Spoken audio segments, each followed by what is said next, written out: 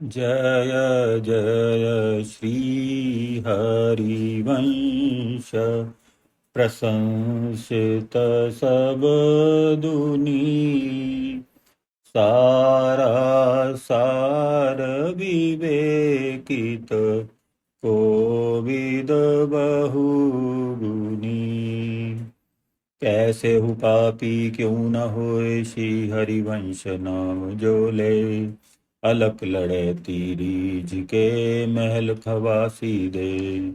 महिमा तेरी कहा कहो श्री हरिवंश दयाल।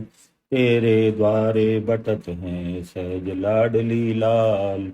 करुणा निधि और कृपा निधि श्री हरिवंश उदार। वृंदावन रस कहन को प्रकट धरो अवतार। इधर ठाकुर राधा मोहन जी के मंदिर में आज होली का उत्सव था। बड़े ही उत्साह से श्री हरिवंश महाप्रभु जी एवं उनके साथी इसका समायोजन करते थे।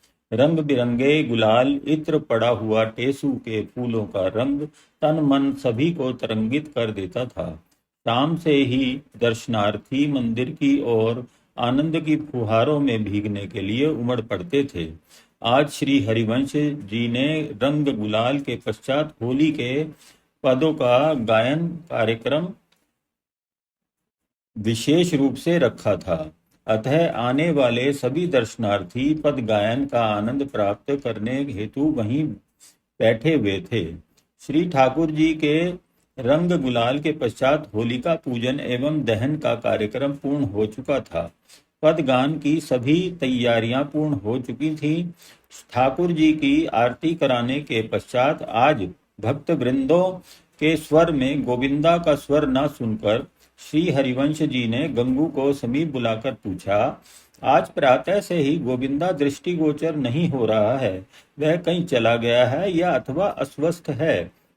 गंगू पुलकित हो उठा। अपने हरिवंश के स्नेह को देखकर बचपन से आज तक नहीं बदला, वैसा ही प्रेम, वही व्यवहार।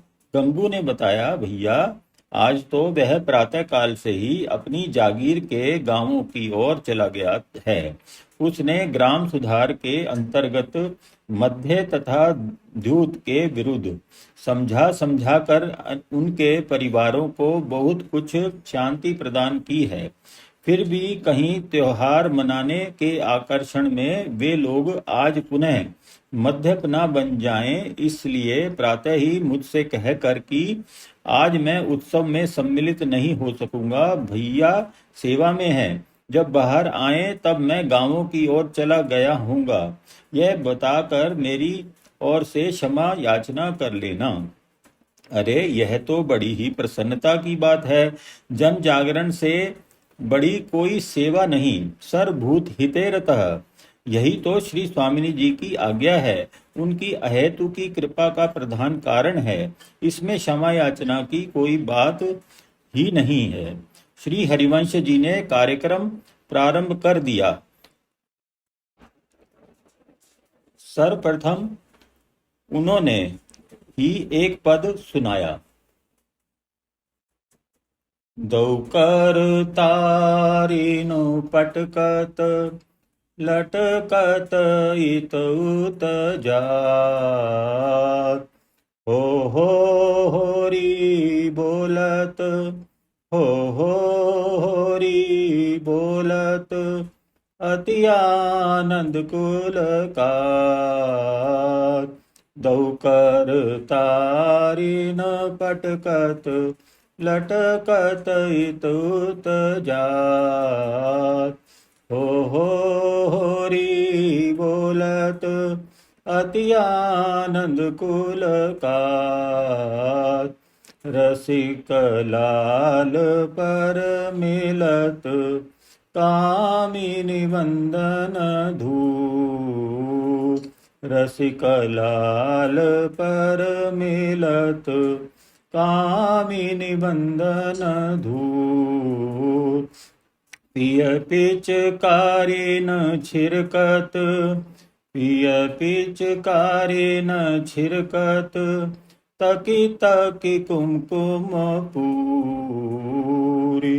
रसिक लाल पर मेलत, कामिनी बंदन धूर। पिय पिचकारी न छिरकत, तकी तकी कुमकुम पूरी। श्रोतागण पद के लालित्य के साथ साथ श्री हरिवंश के सम्मोहन कारक स्वर पर मुग्ध हो झूमते रहे। एक के पश्चात एक गायक होली के मस्ती भरे पद गान कर रहे थे। छबीलदास पनवाड़ी का टीपदार स्वर सुनकर तो दूर दूर से जनसमूह आकर्षित होकर इसी ओर खिंचता चला आ रहा था। श्री राधा मोहन जी एवं श्री रंगीलाल जी के दर्शनों के साथ साथ संगीत की रसधारा में अवगाहन करके आगत व्यक्ति ठगा सा रह जाता। जो आता वह जाता ही नहीं था। तभी जबकि सभी रसिकजन भाव विभोर हुए झूम झूम कर एक पद गा रहे थे, एक सुंदरी ने प्रवेश किया मंदिर में। उसकी चाल ढाल बनावट पोशाक सभी कुछ बड़ी ही आकर्षक और अभिजात्य थी। किसी अत्यधिक संपन्न घराने की महिला जैसी गरिमा थी उसमें। समस्त भीड़ में से मार्ग बनाते हुए जब वह श्री हरिवंश जी की ओर बढ़ी तो अनायास ही सबका ध्यान इसकी ओर आकर्षित हो गया। सभी चुप हो गए और उसकी गतिविधि पर ही ध्यान केंद्रित हो गया सभी का। श्री हरिवंश जी के समीप पहुंचकर बड़े ही सौम्य भाव से दोनों हाथ जोड़कर प्रणाम किया। कहने लगी, मैं श्री हरिवंश जी के दर्शनों को आई हूँ, आतुर हूँ। क्या आप मुझे उनसे शीघ्र ही मिलवा सकते हैं? हरिवंश जी मुस्कुराए उसकी बात पर। आप उनसे इसी समय भेंट किस कारण करना चाहती हैं? आप यहीं बैठ जाएं, देखिए संगीत का कितना सुंदर कार्यक्रम चल रहा है। अगर कोई विशेष बात ना हो तो त्वरा ना करके आप भी इसका रसास्वादन करें। प्रभु के आनंद में विघ्न न डालें, फिर हरिवंश से भी भेंट हो जाएगी। वाणी में ऐसा सम्मोहन था कि सुंदरी चुप होकर बैठ गई। हरिवंश जी ने पद पुनः प्रारंभ कर दिया। पद का भाव, स्वर का माधुर्य, संगीत की पकड़ तथा शुद्ध राग की गायकी सुनकर मंत्रमुग्ध हो उठी सुंदरी। उसके हृदय में सात्विक भावों का बड़ी ही तीव्रता से संचार होने लगा। ओह, ना जाने कैसा वशीकरण है इस वाणी में। जी चाह रहा है बस इसका मुख ही देखती रहूं, पद सुनती रहूं। यह इसी प्रकार गाता रहे। इसकी दिव्यता, ऐसी छटा दूसरे में संभव ही नहीं। हो न हो यही हरिवंश है। यह क्या हो रहा है मुझे? अपने कार्यों पर स्वतः ही ग्लानि सी आ रही है। हृदय विकलित होकर अपना कुकृत्य प्रकट करने को हो रहा है। यदि मैं कुछ देर और बैठी रही तो निश्चय ही मेरा भेद खुल जाएगा। तभी पद समाप्त हुआ। सुंदरी ने अपने विगलित मन एवं सात्विक भावों पर नियंत्रण करते तथा विनयावनत होने का अभिनय करते हुए प्रार्थना की, भगवान मैं बहुत दूर से आई हूँ। श्री हरिवंश का नाम बहुत सुना है कि कैसा भी कष्ट हो उनके कर स्पर्श से तुरंत दूर हो जाता है। मैं भी इसी हेतु उनका दर्शन करना चाहती हूँ। हरिवंश जी मुस्कुराए। क्या कष्ट है तुम्हें भद्रे? यदि कोई शारीरिक कष्ट है तो किसी योग्य चिकित्सक के समीप जाना चाहिए, और यदि कोई मनोव्यथा है तो सत्य भाव से उसे श्री राधा रानी के चरणों में उन्हीं के चरणार्य बिंदों का चिंतन करते हुए मौन निवेदन कर दो। तुम्हें अवश्य ही शांति प्राप्त हो जाएगी। सुंदरी ने सर्वप्रथम अपना संदेह निवारण किया। कहा, क्या आप मुझे उनसे कुछ क्षण के लिए एकांत में नहीं मिलवा सकते? मैं जो भी उपाय संभव है सभी कर चुकी हूँ, किंतु कष्ट की समाप्ति नहीं हुई। अब मैं अंतिम प्रयास के रूप में ही हरिवंश जी के बारे में सुनकर आई हूँ। हरिवंश जी उसकी बात सुनकर हंस पड़े। बहुत भोली हो भद्रे, इस संसार में एकांत कहाँ? तुम हरिवंश को अपनी व्यथा सुना चुकी हो। यह युगलवर हर स्थान पर उपस्थित रहते हैं। हाँ, संभव है तुम्हारे हृदय के किसी कोने में एकांत हो जहाँ यह जोड़ी विद्यमान ना हो। मैं तुम्हें एक पद सुनाता हूँ, उसका अपने एकांत में मनन तथा चिंतन करना। यदि तुम्हारा हृदय मलिन नहीं है तो तुम कष्ट मुक्त होकर निश्चय ही सुख अनुभव करोगी। यह कहकर श्री हरिवंश जी ने उसे यह पद सुनाया। तै भाजन कृत जटित विमल चंदन कृत ईंधन अमृत पूरीति मध्य करत सरसप खल रिंधन अदबुद धर पर करत कष्ट कंचन हलवाहत वारी करत पावार मंद बोवन विष चाहत। जय श्रीहित हरिवंश विचारिके मनुज देह गुरु चरण गही। सकहीं तो सब पर पंच तजी कृष्ण कृष्ण गोविंद कही। अनुभव तो पहले से ही कर रही थी, अब तो उसका हृदय विकल होकर छटपटाने लगा। किंतु जिस उद्देश्य से आई थी उसकी पूर्ति भी तो आवश्यक थी, और वह असत्य तथा कुटिल अभिनय से ही संभव था। वह साहस संचय कर ही रही थी कि पद समाप्त हुआ। अचानक उसी क्षण बड़े ही गर्जन के साथ दामिनी दमक उठी। सभी चकित हो गए। बिना बादलों के ही विद्युत तड़ित गर्जन क्या किसी दैवी प्रकोप का सूचक है? वहां उपस्थित सभी व्यक्तियों के मन में लगभग ऐसा ही प्रश्न घबराहट उत्पन्न कर रहा था। रंगा तो श्री हरिवंश जी से पूछ ही बैठा, भैया यह विघ्न कैसा?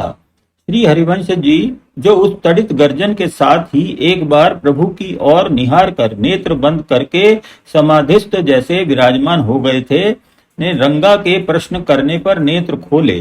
सुंदरी की ओर कुछ भेद भरी दृष्टि से निहारते हुए गंभीर वाणी में कहा, कुछ नहीं रंगा, गोविंदा के कार्य से असंतुष्ट व्यक्तियों ने उस पर विपत्ति का पर्वत ढा दिया है। वह घबराहट में मुझे पुकार रहा था, उसी का संकेत था। सुंदरी, जो अपने मन की द्वंद्वात्मक स्थिति से निकलने का विफल प्रयास कर रही थी, अचानक ही श्री हरिवंश मुखारबिंद से अपनी योजना की बात सुनकर अनायास ही कह उठी, कैसी विपत्ति?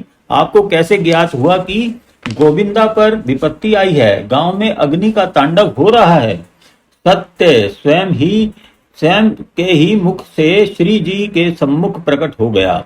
धूर्तानंद की योजना यही थी कि एक और हरिवंश को सुंदरी चरित्रहीन सिद्ध करके जनमानस में उसके प्रति अश्रद्धा, आक्रोश तथा घृणा उत्पन्न करे।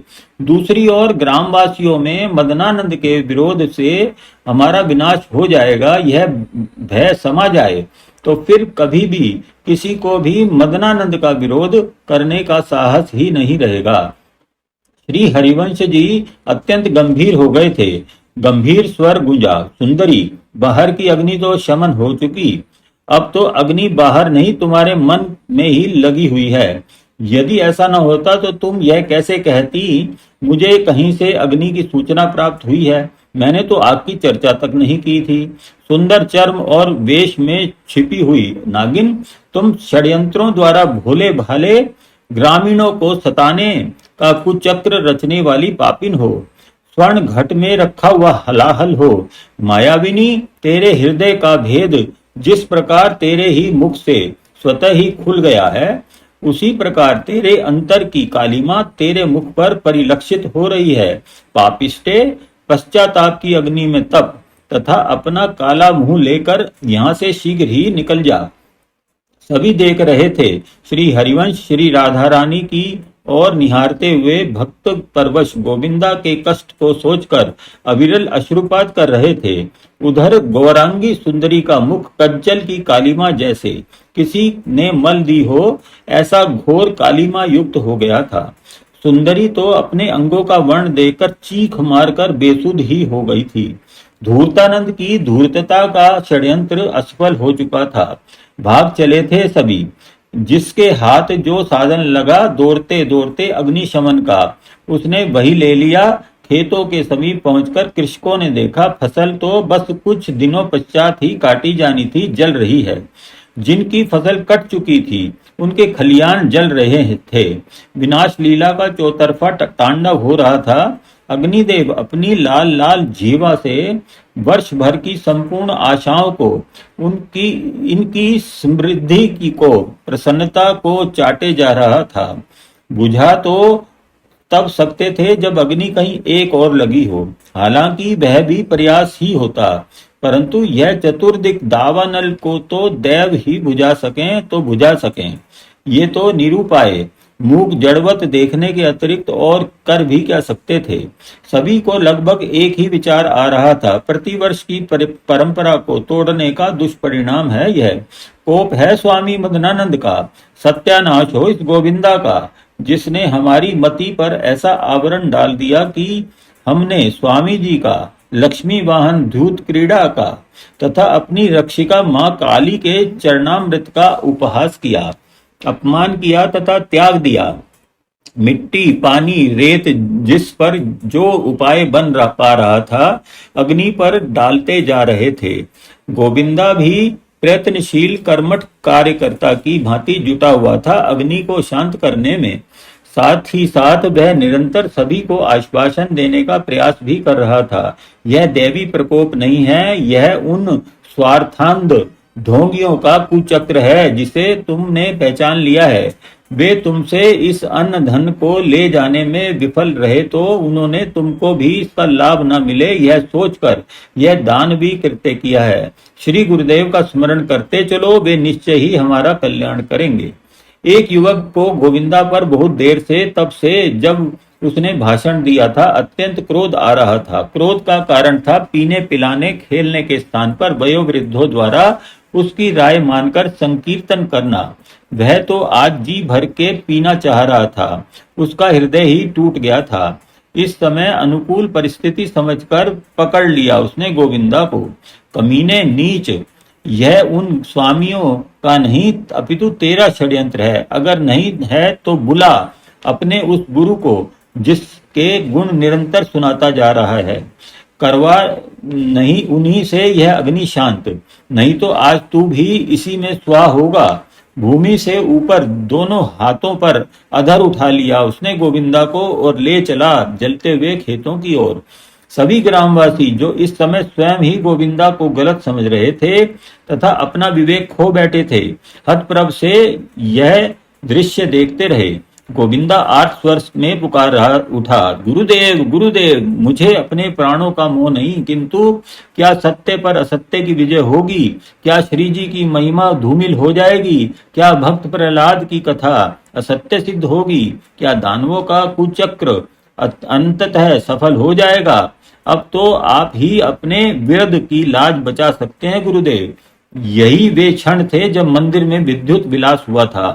तभी घन गर्जन के साथ एक अद्भुत प्रकाश दृष्टिगोचर हुआ। एक उच्च टेकरी जैसे स्थान पर, जहां के अंधकार को जलती हुई लपटों का रक्तिम प्रकाश और भी भयानक रोमांचक बना रहा था, श्री हरिवंश जी खड़े हुए सबको दृष्टिगोचर हुए। वह नवयुवक भी चौंक उठा। गोविंदा तो गुरुदेव का दर्शन करते ही किलकारी मारकर हर्ष विवल उस युवक के हाथों पर से कूद ही पड़ा। प्रसन्नता के आवेग से चीख जैसे निकल रही थी उसके मुख से, गुरुदेव आ गए, गुरुदेव आ गए, अब कोई तुम्हारा बाल बांका नहीं कर सकता। सभी यंत्र चलित से गोविंदा के साथ साथ ही प्रणत हो गए थे। तभी श्री हरिवंश जी की धीर गंभीर वाणी गुंजरित हुई। सभी ने सुना वह गंभीर नाद। आप लोग एक बार अपने नेत्र बंद करके बोलिए, श्री राधा रानी की जय। जय का तुमुल घोष गूंज उठा और जब आज्ञा पाकर नेत्र खोले उन्होंने तो अग्नि एक दीप ज्योति की भांति श्री हरिवंश जी के समीप सुस्थिर थी। समस्त खेत खलियान शांत थे। चकित से सभी कभी खेतों को देखते तो कभी उस अग्नि शिखा को। और कभी दोनों पर से दृष्टि हटाकर श्री हरिवंश महाप्रभु जी को मंत्र मुग्ध की भांति ग्रामवासियों ने सुनी गुरुदेव की वाणी। ये अग्निदेव जो तुम्हारे सम्मुख उपस्थित हैं पूछ रहे हैं, मैं यहीं शांत हो जाऊं अथवा जिसने तुम्हारे विनाश के लिए मुझे प्रज्वलित किया है उसी के यहाँ लौट जाऊं। ग्रामवासी आश्चर्यचकित थे। आज से पूर्व ऐसा चमत्कार कभी न देखा था, न सुना था। उन्होंने संवेद स्वर में कहा, गुरुदेव, ये अग्निदेव जिसने हमारा अनिष्ट चाहा है उसी की बलि लेकर शांत हो। हम सभी प्रणत हैं आपके और इन समग्र भोगी के सम्मुख। सभी पुनः साष्टांग प्रणत हो गए थे। आश्चर्य पर आश्चर्य, महान आश्चर्य।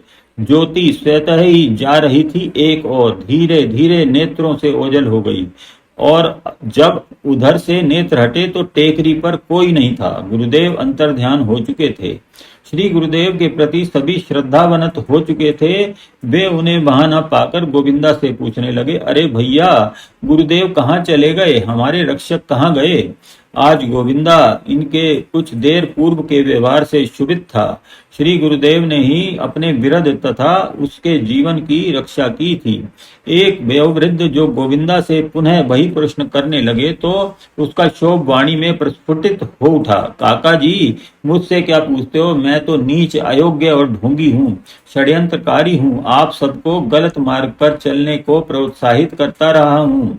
गुरुदेव तो जैसे आए थे वैसे ही अंतर्ध्यान भी हो गए। अब अग्नि तो शमन हो ही चुकी है। आप सभी एक बार खेत खलियानों को देखकर अपनी हानि का अनुमान मुझे अवश्य बता दें, ताकि मैं श्री गुरुदेव से कहकर कल ही तुम्हारी हानि की पूर्ति करवा सकूं। वे वृद्ध तो अपनी कोई प्रतिक्रिया क्रिया व्यक्त कर भी नहीं पाए थे। तब तक कुछ कृषक घुस पड़े खेतों में। ठीक ही तो कह रहा है गोविंदा, कहीं दबी चिंगारी रह गई तो पुनः हवा चलने पर भड़क उठेगी। अग्नि जिस चमत्कारिक ढंग से बुझी थी उससे किसी को भी खेतों में क्या जला क्या बचा इसका स्मरण ही नहीं रहा था।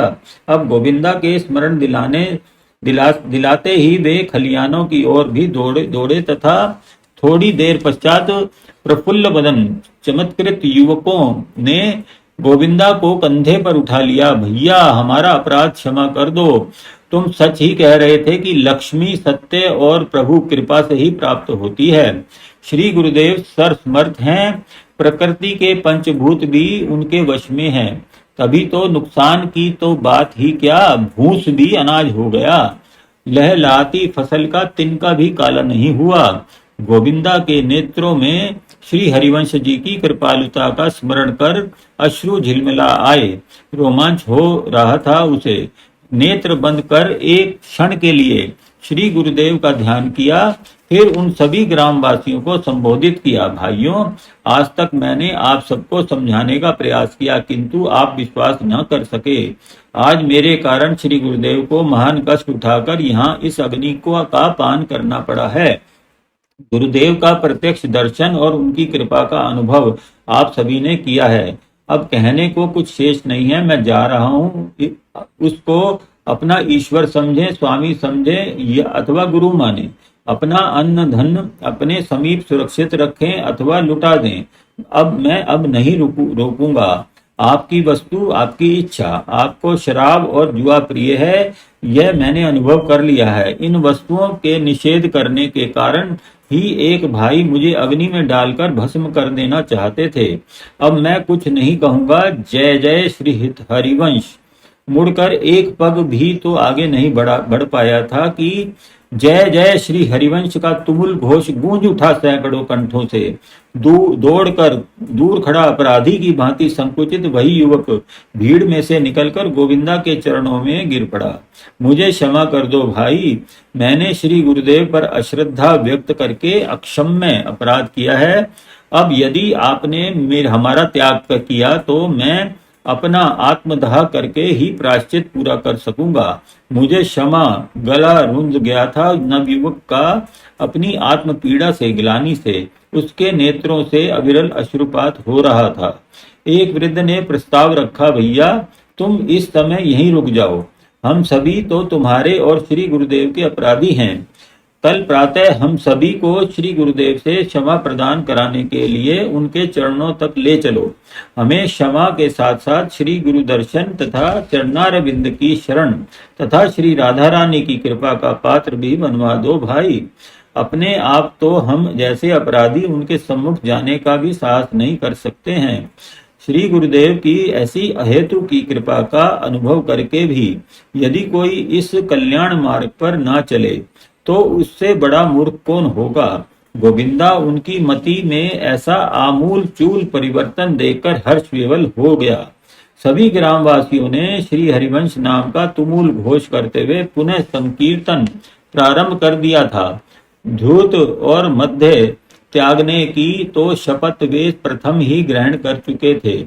सुंदरी को जब बाह्य ज्ञान हुआ तो वह रोते रोते श्री हरिवंश जी के चरणों में प्रणत हो गई। मैं पापिन हूँ, अब आपने सत्य ही कहा प्रभो, मैं तो आप पर चरित्रहीनता का दोषारोपण करने ही आई थी और उसी को सिद्ध करने के उद्देश्य से मैं आपसे एकांत में चलने के लिए प्रार्थना करने का ढोंग कर रही थी, किंतु आप तो अंतर्यामी निकले। आपने मेरे मन में छिपी कालिमा प्रकट कर दी जो मेरे संपूर्ण तन बदन पर छा गई है। आपने मेरे नेत्रों के सम्मुख अपना स्वरूप प्रकट कर मुझ पर बड़ा ही उपकार किया है। ऐसी ही कृपा करके आप ग्रामवासियों का जीवन भी बचा लें प्रभु। वह दुष्ट मदनानंद स्वामी वहां गांव के गांव जलवा देना चाहता है, मुझे प्रायश्चित करने का एक अवसर दें प्रभु। सुंदरी वहां से उठकर चल दी। श्री हरिवंश मुस्कुराते रहे। कोई कुछ विशेष समझ नहीं सका था, मात्र इतना ही समझे थे कि आनंद वर्षण में यह कोई विघ्न स्वरूपा मायाविनी आई थी जिसे हमारे हरिवंश ने पहचान कर भगा दिया है। सुंदरी के हृदय में सत्य और प्रेम की ज्योति जल चुकी थी, तीर की भांति जा रही थी वह मदनानंद आश्रम की ओर। निर्भीकता आ चुकी थी सत्य के बल से।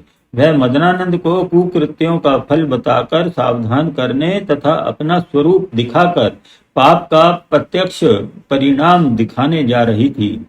कार्य की सफलता। जिस समय सुंदरी वहां पहुंची रात्रि का द्वितीय पहर व्यतीत होने जा रहा था। कार्य की सफलता के विश्वास को मैं द्विगुणित कर रही थी। मदनानंद निरंतर सुसमाचार की प्रतीक्षा में मदिरा पान कर रहा था, तभी आ पहुंची सुंदरी। नशा, सफलता और सुरा का आंखों में उन्मत्तता की लालिमा भला कैसे पहचान पाता इस कृष्ण वर्णा सुंदरी को। चौंक उठा, कौन है तू? इस भांति बेरोक टोक तेरा यहाँ तक आने का साहस कैसे हुआ? अपने आमोद ग्रह में अनजान का प्रवेश कैसे सहे होता?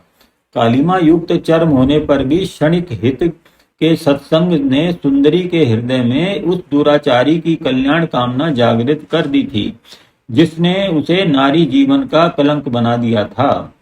आश्रम में उसी की हित कामना उसे खींच लाई थी, परंतु जब इस कृष्ण वर्णा सुंदरी को न पहचान पाने के कारण झल्ला उठा मदनानंद तो सहज ही अट्टहास कर उठी। वह विक्षिप्तों जैसे हास्य में भी सुंदरी का स्वर पहचान गया था स्वामी। आश्चर्यचकित उसे देखता रह गया। अरे तुम्हारी यह हालत किसने बना दी सुंदरी? स्त्री के साथ ऐसा दुर्व्यवहार कौन है वह इतना नीच? प्रातःकाल ही तुम्हारी चिकित्सा तो कराऊंगा ही। जिसने ऐसा व्यवहार किया है उसे भी ऐसा दंड दूंगा कि वह मृत्यु कामना तो करेगा परंतु मौत भी उसके समीप आने से दूर भागेगी। उसकी अनर्गल गर्भयुक्त बातें सुनकर सुंदरी पुनः हंस पड़ी। मदनानंद, तुम्हारा खेल समाप्त हो चुका है। अब तुम किसी को क्या दंड दोगे? मैं तुमसे किसी आरोप को कहने या शिकायत करने नहीं अपितु तुम्हारे कुकृत्यों का साक्षात परिणाम प्रस्तुत करने आई हूँ। मैं तो जा रही हूँ उसकी शरण में जिसने अपनी वाणी से ही मेरा स्वभाव निर्मल कर दिया है। मेरा कहा मानो तो चलो, तुम भी चलो उसी की शरण में जहाँ सुख ही सुख है। ओह, प्रतीत होता है तुम पर किसी रसायन का प्रयोग किया गया है। उसी से तुम्हारी बुद्धि भी विचलित हो गई है तथा संपूर्ण देह भी झुलस गई है। संपूर्ण स्वर्ण जैसी कांति कोयले जैसी स्याह हो गई है। पर चिंता न करो, तुम बिल्कुल स्वस्थ हो जाओगी। मैं भी रसायनों का ज्ञाता हूँ। वह मुझे क्या देगा, कल देखना जरा कौन किसको क्या देता है। अब तक उसे स्मरण हो आया था कि सुंदरी को हरिवंश के समीप अपनी कुटिल योजना के अंतर्गत भेजा था। तभी प्रवेश किया दौड़ते हाँफते कृपानंद ने। मदनानंद के तो प्रश्न भरे नेत्र ऊपर की ओर पूर्ण रूपेण उठ भी नहीं पाए थे कि कृपानंद ने संपूर्ण आश्रम में चारों ओर से आग लगने की मनहूस खबर सुना दी। प्राण बचाने हैं तो शीघ्र ही भागो इस अंतःगृह से। ना जाने आश्रम की आग बुझाने को कितना दौड़ा था वह। निष्फल होने पर ही स्वामी भक्त श्वान की भांति अपना कर्तव्य निर्वाह करने आया था। सूचना देते न देते तो वह गिर पड़ा फर्श पर। मदनानंद अभी तक सुंदरी के कारण ही संत्रस्त था। कुछ नशे का भी प्रभाव था कि कक्ष में होने वाली घुटन को वह समझ नहीं पाया था। कृपानंद की बात सुनकर उछल पड़ा वह। मैं समझ गया, यह प्रति उत्तर दिया गया है। ग्रामवासियों का, गोविंदा का तथा उस बहरूपीय हरिवंश का इतना साहस, किंतु मदनानंद ने पराजय देखी ही नहीं है। हरिवंश और उसके अनुयायियों से तो ऐसा प्रतिशोध लूंगा कि यमराज भी कांप जाएगा। ले प्रसादी ले, फिर बताता हूँ क्या करना है। मदनानंद अपनी झोंक में था, किंतु कृपानंद अग्नि का तांडव देखकर आया था। अब वह अब तक थरथरा रहा था। मदनानंद को अब भी बचाव के स्थान पर अपनी योजनाएं बनाते देख भागने में ही उसने अपनी भलाई समझी। मदनानंद ने जब प्याला भरकर कृपानंद को देने के लिए हाथ बढ़ाया तो कृपानंद कक्ष से बाहर भागता हुआ दृष्टिगोचर हुआ। खून ही तो खोल उठा मदनानंद का। ओ दगाबाज, सुख में सदैव साथ रहने वाले, आज जरा सा दुख देखते हुए डर लगने लगा, साथ छोड़कर भागने लगे। हा हा हा, यदि मैं मरूंगा तो पहले तुम मरोगे, पीछे मैं मरूंगा। क्रोध में विक्षिप्त जैसे मदनानंद ने फेंक कर मारा हाथ का प्याला। अंतर्ग्रह की सीढ़ियां चढ़ते हुए कृपानंद के सिर के पृष्ठ भाग में समा गया प्याले का किनारा फर्श पर आ गिरा। सीढ़ियों से फटे हुए सर में से रक्त स्राव हो रहा था, परंतु समस्याएं तो प्रारंभ हुई थी अभी। सुंदरी, कृपानंद और अब आ पहुंचा धूर्तानंद। चीख रहा था, अरे मदनानंद बचा लो मुझे, मैं जला जा रहा हूँ, मेरे अंग प्रत्यंग में आग लगी हुई है, मैं मर जाऊंगा। कपड़े फाड़ रहा था तन के मदनानंद आश्चर्यचकित हो गया था। कहीं आग नहीं, फिर भी जला जा रहा है। क्या सभी विक्षिप्त हो गए हैं, अथवा मैं ही स्वप्न देख रहा हूँ? सुंदरी के विद्रुप विक्षिप्त जैसे हास्य से उसकी विचार श्रृंखला टूटी। वह चीख रही थी, मरोगे, सब मरोगे, मरना ही होगा, अपने कर्मों का प्रायश्चित तो करना ही होगा। सुंदरी की इस बकवास से बौखला गया मदनानंद। क्रोधावेश में उसके दोनों हाथ सुंदरी के गले पर जकड़ गए। संभव था सुंदरी का प्राणांत हो जाता, किंतु तभी एक ज्वाल माल कक्ष में लहरा गई। बचते बचते भी मदनानंद का मुख झुलस गया। वह सुंदरी को छोड़कर भागा, परंतु ठोकर खाकर मध्य में पड़े कृपानंद के तन से टकराकर वहीं गिर पड़ा। आज अन्य प्राणियों की मृत्यु पर उत्सव मनाने वाला, अट्टहास करने वाला, अपनी मृत्यु की के भय से चित्कार कर रहा था, गिड़गिड़ा रहा था, मुझे बचा लो सुंदरी। अरे धूर्तानंद, सब चुप क्यों हो? क्या तुम सब भाग निकले? कक्ष में कोई नहीं है, मैं मर भी गया तो तुम्हें जीवित नहीं छोड़ूंगा। मदनानंद, हम तो तुम्हारे साथी हैं, भागकर जाएंगे भी कहाँ? सब यही हैं, तुम कृपानंद के ऊपर ही तो गिरे पड़े हो। क्या तुम्हें उसकी करहा नहीं सुनाई पड़ रही? लगता है तुम अंधे हो गए। पहले कामंध होकर तुमने सैकड़ों जीवों को तड़पाया है, वैसे ही अब तुम अंधे होकर तड़पोगे। तड़प तड़प कर बिलबला कर प्राण निकलेंगे तुम्हारे। पुनः पछाड़ खाकर गिर पड़ा मदनानंद। उसका मनोबल नेत्र ज्योतिहीन हो जाने के कारण अब टूट चुका था। करभद्र अब सुंदरी को ही अपना शरण्य समझ उसके पैरों में पड़कर प्रार्थना करने लगा, गिड़गिड़ाने लगा, सुंदरी मैं तेरे पांव पड़ता हूँ, मुझे तिल तिल मरने से बचा लो। मैं नेत्रहीन भी तेरे सहारे जी लूंगा। मैं मरना नहीं चाहता। मैं क्या कर सकती हूँ मदनानंद? यहाँ तो अब सभी मरेंगे। हाँ, बचा सकता है तो केवल एकमात्र वही जिसे तूने अपना प्रतिद्वंदी समझ लिया था। यदि अब सच्चे हृदय से पुकारोगे तो वे ही श्री हरिवंश हम सब की रक्षा कर सकते हैं। प्रेम पूर्वक विद्वेष त्याग कर उनका स्मरण करो तो मुझे विश्वास है कि वे प्राणी मात्र पर कृपा बरसाने वाले जन त्राता प्रेम प्रदाता हमारी भी रक्षा अवश्य करेंगे। परंतु तुम उनका नाम कैसे लोगे? तुम तो स्वयं सिद्ध हो, स्वामी जी हो।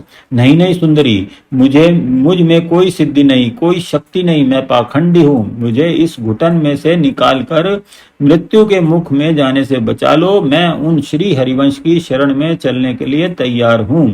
मैं समझ गया हूँ प्रभु की भक्ति की शक्ति के सम्मुख कुछ वर्षों की तपस्या से प्राप्त सिद्धियां तथा रसायन शास्त्री होकर उनका दुष्प्रभाव सीख लेने का अहंकार मूर्खता है। तपस्या का सर्वोत्तम फल तो भक्ति ही है, परंतु जो उसका फल अपना बल मान लेते हैं उनकी तो दुर्गति मेरी भांति किसी न किसी दिन तपोबल क्षीण होने पर होनी ही है। मैं उनके चरणों में पड़कर क्षमा मांगूंगा। वे ठोकर मारेंगे तो भी मैं उनके चरण नहीं छोड़ूंगा, क्योंकि अपराध मैंने किया है, विरोध शत्रुता भी मैंने ही की है। मैं एक बार उनके चरणों में पड़कर क्षमा मांगना चाहता हूँ। मुझे यहाँ से कैसे भी निकाल के ले चल सुंदरी। गिर पड़ा मदनानंद। नेत्र ज्योति जाते ही उसके ज्ञान चक्षु प्रदीप्त हो उठे थे जैसे। सुंदरी श्री हरिवंश महिमा देख चुकी थी। उसने सुझाव दिया, सब मिलकर बोलो, श्री हित हरिवंश चंद्र जी की जय। जला मरा पुकारते धूर्तानंद और मदनानंद को जैसे मार्ग मिल गया। सभी ने मिलकर श्री हरिवंश नाम का जय घोष किया तथा उसी नाम के विश्वास, उसी दैवी शक्ति के बल पर सुंदरी तीनों को निकाल लाई उस अग्नि में से जो उन्हीं के दुष्कर्मों का प्रतिफल थी।